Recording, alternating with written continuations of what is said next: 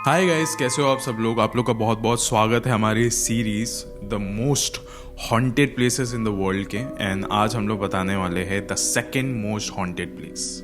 Guys, Joseph नाम का एक ब्रिटिश जर्नलिस्ट था जो कि अपनी वेबसाइट के लिए एक खौफनाक हॉरर स्टोरी जानना चाहता था। और रिसर्च करते करते उसे पता चला कि दुबई की सबसे हॉन्टेड जगह असलियत में एक गोस्ट टाउन है जिसका नाम है अल मदाम। उसे पूरे 20 घंटे लगे वहां पहुंचने के लिए। वैसे जोसेफ 10 दिनों से दुबई में ही रुका हुआ था, लेकिन उसने इतना डेजर्टेड प्लेस कभी भी नहीं देखा था। वो जैसे ही गाड़ी से नीचे उतरता है वो देखता है कि आसपास सिर्फ घर ही घर है। हर घर में रेत भरी हुई है।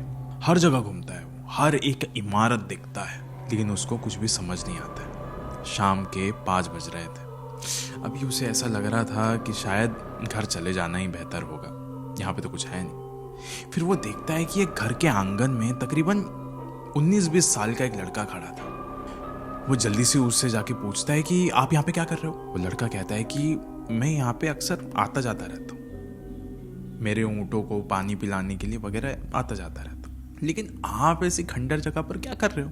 जोसेफ कहता है कि यहाँ एक कहानी की तलाश में आया था, लेकिन यहाँ पे तो कुछ भी नहीं है। फिर वो लड़का कहता है कि सर, बहुत कुछ है। बहुत सारे घर वालों को खाया है इस जगह ने, मेरे भी घर वालों को खाया है इस जगह ने। आपको एक कहानी जाननी है ना, आइए बैठिए। लेकिन अब ये कहानी शुरू करने से पहले ऐसे ही और हॉरर और मिस्टीरियस वीडियोस देखने के लिए सब्सक्राइब कर दीजिए इस चैनल को। एंड गाइस, मैं आप लोग का बहुत बहुत शुक्रगुजार हूँ कि आप लोग ने 1 मिलियन तक हमें पहुंचाया है।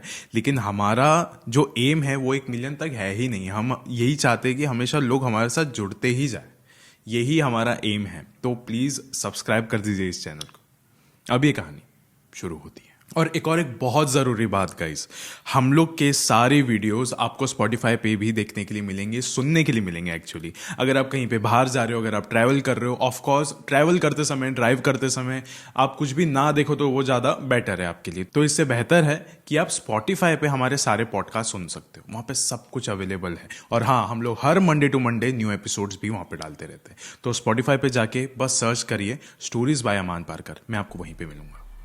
अब कहानी पे वापस आते हैं। 1970 के दशक में यहाँ सिर्फ राहगीरे रहते थे जो कि रेगिस्तान के आसपास अपना धंधा चलाया करते थे। वो खास अमीर नहीं थे, लेकिन उनके पास कहीं और रहने का चारा भी नहीं था, क्योंकि साहब शहर में तो सारे शेख रहते थे और ये सब नीची जाति वाले थे। लेकिन फिर भी 1970 में ना सरकार ने हमारे लिए इस जगह को बनाया था। सब परिवार वाले बहुत ही ज़्यादा खुश थे, खासकर मेरी माँ। जिंदगी भर झोपड़े में निकाला था उन्होंने। मुझे आज भी याद है वो पहला दिन जब अम्मी मेरे साथ सोई थी, कितनी खुश थी वो। लेकिन साहब ये खुशी ना महज 1 हफ्ते तक टिक पाई। एक दिन मैंने देखा था अम्मी मेरे अब्बू को कह रही थी कि मुझे इस जगह काफ़ी घुटन हो रही है। इससे अच्छा तो हमारी पहली वाली ज़िंदगी थी। झोपड़े में रहते थे मगर जिंदा तो महसूस करते थे। इस घर में जब से आए हैं कब्र के नज़दीक महसूस होने लगा है मुझे। फिर जोसेफ पूछता है, मतलब तुम भी यहीं के रहने वाले हो। वो लड़का कहता है, हाँ, मेरा नाम सईद है और मैं अपने अब्बू अम्मी के साथ पूरे 10 साल निकाला हूँ। एक्चुअली नहीं, अब्बू के साथ 5 साल और अम्मी के साथ भी आगे आने वाले 10 साल। फिर जोसेफ कहता है, वो कैसे? फिर सईद कहता है, आपके पास कितना वक्त है? जोसेफ कहता है, जब तक कहानी ना मिले। फिर सईद कहता है, फिर तो समझो आपको कहानी मिली गई। फिर जोसेफ कहता है, फिर तो रात भी चली जाए, मैं तो यहीं पे हूँ। फिर सईद कहानी शुरू करता है कि जिस दिन से मेरी माँ को घुटन महसूस हो रहा था, वो ये दावा करती थी कि जब भी वो किचन में कोई भी काम किया करती थी, आसपास के जितने भी मर्द हैं वो मुझे घूर के देखते हैं, और जब वो पलटती है तब वहाँ पे कोई भी नहीं होता है, सिर्फ बंजर पड़ी रेत और कुछ नहीं। और जब तक रात होती थी तब ये वाला खौफ और भी ज़्यादा दुगना हो जाता था, क्योंकि मेरी माँ को सोते वक्त भी कुछ मर्द दिखाई देते थे। सईद कहता है, मैं खुद अपनी माँ को सोते वक्त कांपते हुए देखता था। धीरे धीरे करते पूरे बस्ती में यूली बात फैल चुकी थी कि इस घर में जिन्नातों का साया भटकता है। आसपास वाले लोग हमें बड़ी अलग ही निगाह से देखते थे। सब कहते थे मेरी माँ पागल है, और सबको कह दिया था कि सईद के साथ मत खेला करो, दूर रहा करो इस घर से। फिर जोसेफ कहता है, क्या इसी वजह से ये पूरा गांव खाली है? फिर सईद कहता है, उसके पीछे भी एक कहानी है सर। बहुत ही खौफनाक कहानी। एक बार मेरे अब्बा आए थे मेरी अम्मी के पास कि ये क्या अफवाह फैला रखी है पूरी बस्ती में। फिर मेरी माँ ने चिल्लाते हुए कहा था, हर रोज मौत के सामने मैं खड़ी रहती हूँ, तुम तो बाहर चले जाते हो, और सईद इतना छोटा है कि उससे मैं कुछ उम्मीद भी नहीं लगा सकती। फिर मेरे अब्बा ने चिल्लाते हुए पूछा कि ऐसा तो क्या है यहाँ पे। फिर मेरी अम्मी ने कहा कि 11 शैतान है यहाँ पे, उससे जिन्नात कहो कोई आत्मा कहो, मेरे लिए तो शैतान ही है। तुम्हारे साथ 20 साल से हूं मैं, कभी देखा है मुझे इस तरीके से मजाक करते हुए? मैं अपनी जिंदगी में खुश थी, झोपड़ी में भी खुश थी और यहां पे भी खुश हूं, लेकिन तुम्हें कैसा लगेगा अगर तुम्हें दिन भर 11 शैतान दिखाई दे रहे हैं? फिर मेरे अब्बू ने कहा कि मैं खुद देखता हूं कौन है ये शैतान और क्या औकात है इनकी मेरे सामने। फिर अगले दिन मेरे अब्बा अकेले इस पूरे घर में रुके थे और हम पड़ोसी के घर आ गए थे। पूरे दिन भर मैंने अपने अब्बा को नहीं देखा था। फिर जब अगली सुबह मैं अपने घर गया तो मैंने देखा कि मेरी माँ मेरे अब्बू के लाश के सामने बैठकर रो रही थी। ऐसा तो क्या हुआ रहेगा वहां पे? ये सवाल मैं आज भी अपने आप से पूछता हूँ, और मेरी माँ ने भी जिंदगी भर यही सवाल पूछा होगा। उस दिन पूरी बस्ती जमा हो गई थी हमारे घर पर कि कोई भी ज़रूरत हो तो हमें याद करना, और हमारी बेटी नूरा आज से आपके घर में सोएगी। अब ये एक हफ्ते बाद की बात है, जब रेगिस्तान में गर्मी बहुत तेज बढ़ रही थी। हर घंटे रेत का तूफान आ रहा था, खिड़की दरवाजे बंद रखा करते थे, और उस एक रात के लिए नूरा नहीं आई थी। रात भर मेरी अम्मी ने उसका इंतजार किया। फिर मेरी अम्मी भी सो गई और मैं। फिर जैसे ही हम लोग सुबह उठे, बाहर जाने के बाद पता चलता है कि नूरा की भी मौत हो चुकी है, वो भी ठीक हमारे दरवाजे के सामने। नूरा के घर वाले उसी समय अपनी बाकी बच्चों को लेकर वहां से चले जाते हैं। अब यहाँ पे सिर्फ 3 परिवार बचे थे, मेरा और मेरे अब्बू के 2 भाइयों का परिवार। अब ये ईद के 2 दिन बाद की बात है। उस रात को मेरे घर पे मेरी चाची रहने के लिए आई थी। उस रात कुछ बहुत ही भयंकर हुआ। मेरी चाची रात को बैठकर शायद से कुछ कपड़े सी रही थी, और अचानक से उसके सामने कुछ लोग आकर खड़े हो गए थे। और जैसे ही मेरी चाची ने पूछा कि यहाँ क्या कर रहे हो, यहाँ पे सिर्फ औरतें रहती है, चले जाओ यहाँ से। फिर उनमें से एक ने कहा कि जाने की जरूरत आपको है, हम भी बिना मतलब हर किसी की जान नहीं लेना चाहते। अब तक 5 लोगों की जान हम ले चुके हैं, अगली किसी और की भी हो सकती है। और ये कहते ही सब गायब हो जाते हैं, और बाहर बहुत ही ज़्यादा तेज़ रेत का तूफान आया हुआ था। मेरी चाची इस कदर डर चुकी थी कि वो कोशिश कर रही थी कि वो अपने घर पे चले जाए, लेकिन वो घर पे नहीं जा सकी, वो हमारे ही घर पे रुक गई। तो मेरी चाची ने तुरंत मेरी अम्मी को सब कुछ बता दिया। मेरी अम्मी ने तो सलाह दी कि तुम दरवाजे के बाहर जाओ ही मत, पता है ना हमारी नूरा के साथ क्या हुआ था। तो वो रात भर यहीं पे रुकी, लेकिन अगली सुबह जब हम सब उठे तब वो कहीं पर भी नहीं थी। सालों साल तक कहीं पर भी नहीं दिखी, ना उनकी लाश मिली और ना ही कोई पता मिला।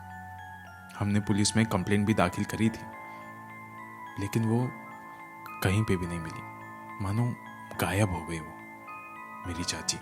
फिर जोसेफ कहता है कि क्या कहानी है यार, फिर तो उस दिन के बाद से सब लोग भाग गए होंगे ना यहाँ से।